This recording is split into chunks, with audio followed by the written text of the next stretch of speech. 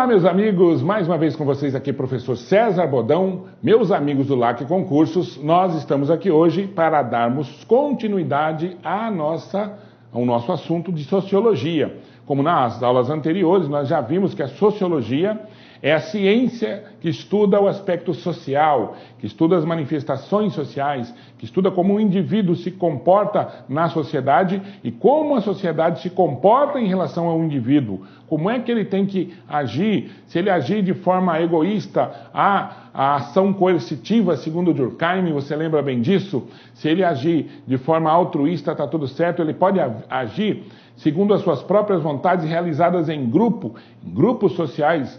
E esses grupos sociais vão ser diferentes de outros grupos, aceitáveis socialmente, desde que não corresponda, não comprometam a ordem social, a organização e a harmonia social. Nós já vimos isso nas últimas aulas. Hoje, nós vamos falar sobre o Estado, a relação do Estado com os direitos humanos. O que é Estado? O que é direito humano?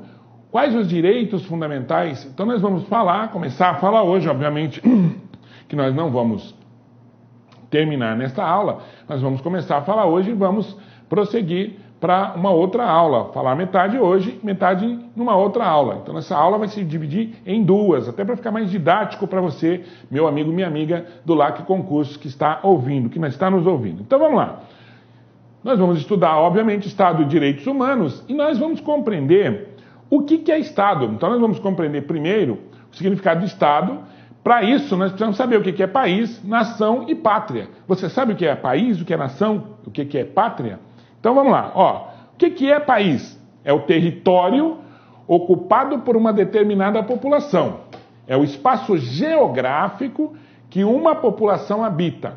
Então o país é o espaço em que uma população, que pode ter características diferentes, mas são regidos por uma única legislação, e essa legislação ela vai ser diferente de país para país, correto?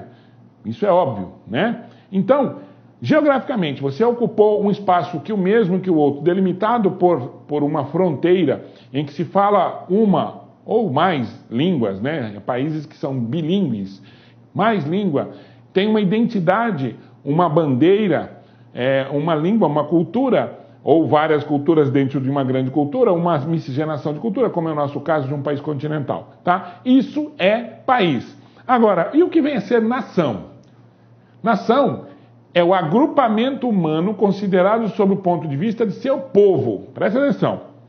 Agrupamento humano considerado sob o ponto de vista de seu povo, sua organização e seu território, tá? Então, é um agrupamento humano considerado sob o ponto de vista do seu povo e sua organização e o seu território. O que pressupõe? Além disso, além do que a gente já falou, pressupõe, além disso, uma desta comunidade de origem, cujos membros são ligados por laços históricos, culturais, socioeconômico e linguístico. Podemos dizer, então, que num país nós vamos ter várias nações. A nação brasileira tem características diferentes? Tem ou não tem? Tem. Então, se você for observar do ponto de vista do que é nação, essas características da nação são diferentes. Elas se manifestam de maneira diferente no sul, no nordeste, no sudeste, no centro-oeste, tá? No norte. São características diferentes. No mesmo estado unidade da federação, nós teremos características diferentes dependendo do tamanho do Estado, tá? Então, agora nós vamos ver o que é pátria. Pátria é o país onde nascemos, ou que adotamos. Veja, se eu não for de um país, eu posso adotar um outro país que vai ser a minha pátria. Mesmo eu sendo de uma nação diferente, eu vou adotar aquele país como minha pátria e, consequentemente, adotar alguns costumes, algumas características e tornar aquela pátria que eu adotei a minha nação, tá? Então, país é a parte geográfica, é a parte que você fica dentro da geografia de um determinado local, como um determinado povo que fala uma determinada língua. Nação são os diferentes tipos de organização dentro de determinados espaços, mas que têm características diferentes. E a pátria é o país onde nós nascemos ou adotamos para viver, tá? Então são coisas diferentes, a qual nos vinculamos emocionalmente. Vejam, tem muita gente que não adota, apesar do seu país ser o Brasil, muita gente não adota o Brasil como pátria, prefere adotar uma outra pátria. É o caso daquelas pessoas que preferem viver fora do Brasil, tá? Então, vão morar nos Estados Unidos, e pessoas de outros países que adotam o Brasil como pátria. Então, vem de outro país, de outra pátria, e adota as nossas... Tem um vínculo emocional conosco, chora pelo nosso time, pela nossa bandeira, tem preocupação com a situação do nosso país, muito embora seja de outro, tá? Olha lá, pátria subentende a existência de uma solidariedade entre as diversas regiões de seu território, bem como um espírito comum e uma certa unidade de interesses, de aspirações, de sentimentos, de costumes e de esforços entre seus habitantes. Presta atenção. Vamos dar um exemplo assim grosseiro de pátria. Quando a seleção brasileira joga, nós nos unimos de norte a sul do país, todas as nações do Brasil, para torcermos pela seleção. Um exemplo de que não é pátria, que já aconteceu no Brasil. Uma parte do Brasil querer se livrar, se separar deste país, criar uma outra pátria, criar um outro país. Então, significa que os vínculos emocionais, os vínculos que ele tem com essa pátria já não são os mesmos de todo mundo, não são os mesmos de norte a sul. E para que haja pátria, é necessário que haja uma solidariedade, uma preocupação. Ora, quando há enchentes, desmoronamentos em algum lugar, algumas pessoas de todo o Brasil se solidarizam para mandar as questões para o outro, porque creem que aquilo é um problema nacional, é um problema de todo mundo, é um problema de um povo, de uma pátria. Tá? Então não é somente aquela nação, mas a nação como um todo, a nação total. Então a nação brasileira é dividida entre várias partes, vários tipos de características. Essa nação que vive num determinado espaço geográfico que nós chamamos de país. E se tem as mesmas preocupações, são ligadas emocionalmente por várias questões políticas, sociais, culturais, esportivas, etc., nós vamos chamar de pátria. Tá? Então nós temos a noção de país, a parte país você vai lembrar de aspecto geográfico de uma população que habita. Agrupamento humano considerado sob o ponto de vista de seu povo, organização do seu território pressupõe, além disso, certa comunidade de origem, cujos membros são ligados por laços históricos, culturais, etc., nação.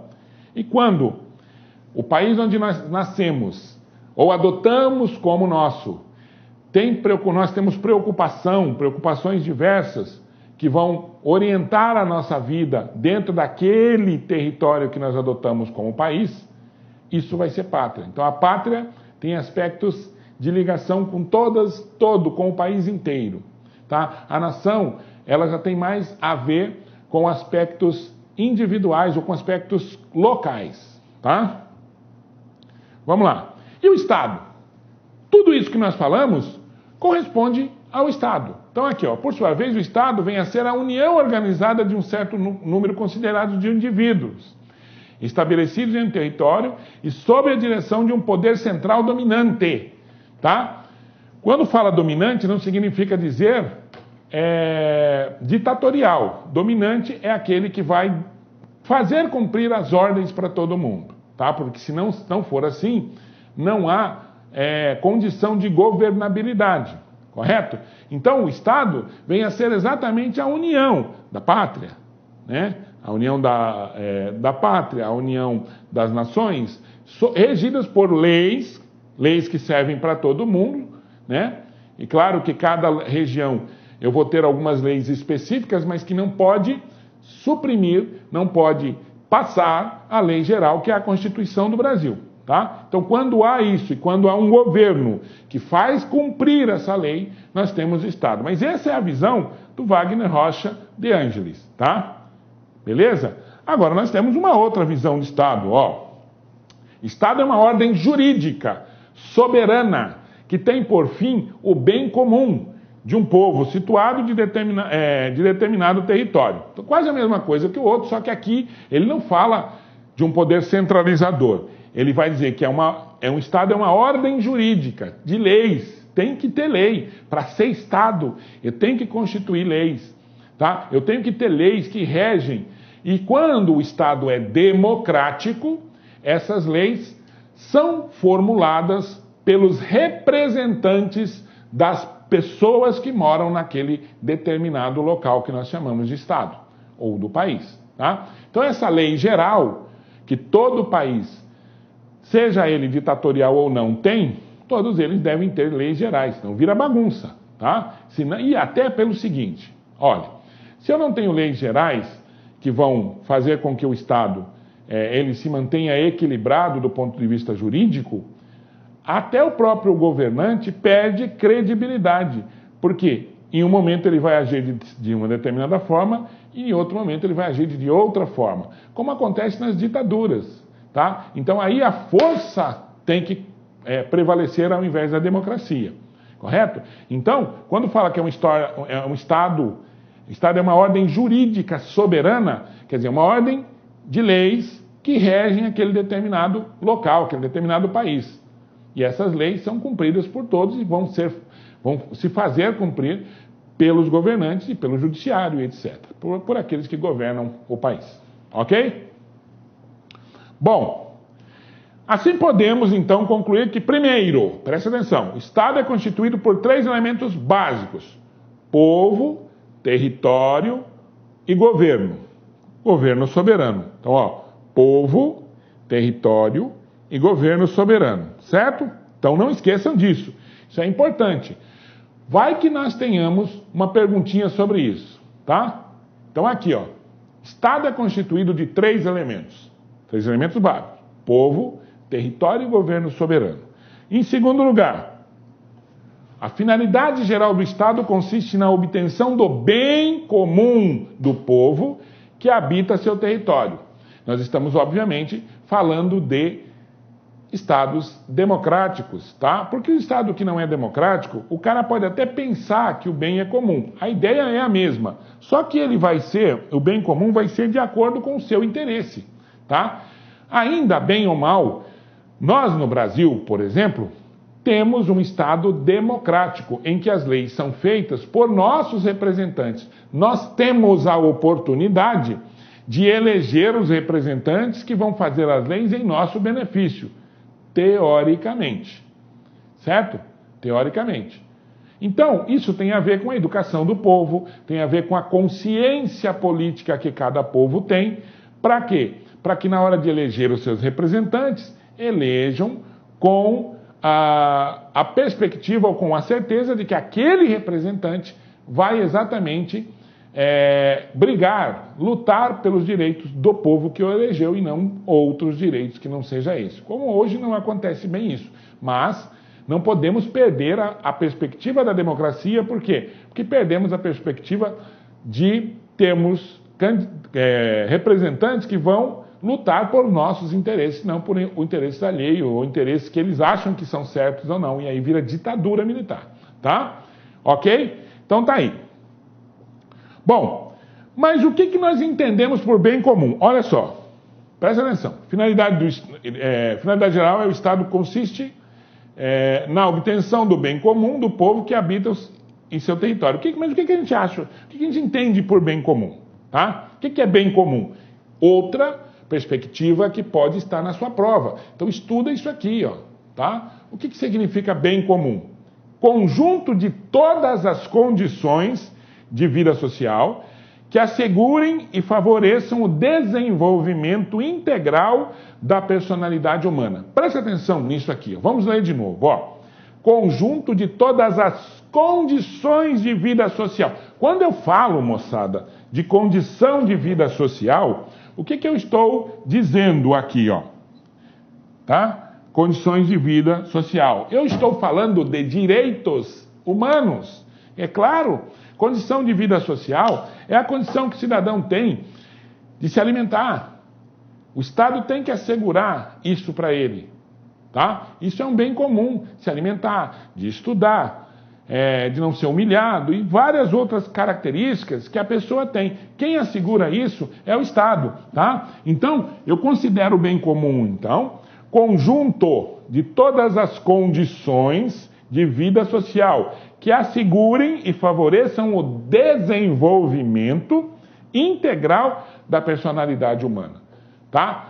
Então, quando uma criança ou uma pessoa sofre bullying por determinadas coisas na escola, ou uma pessoa sofre no trabalho, ou é agredida moralmente por seu chefe, o chamado assédio moral, ela não está tendo plena condição de se desenvolver enquanto pessoa.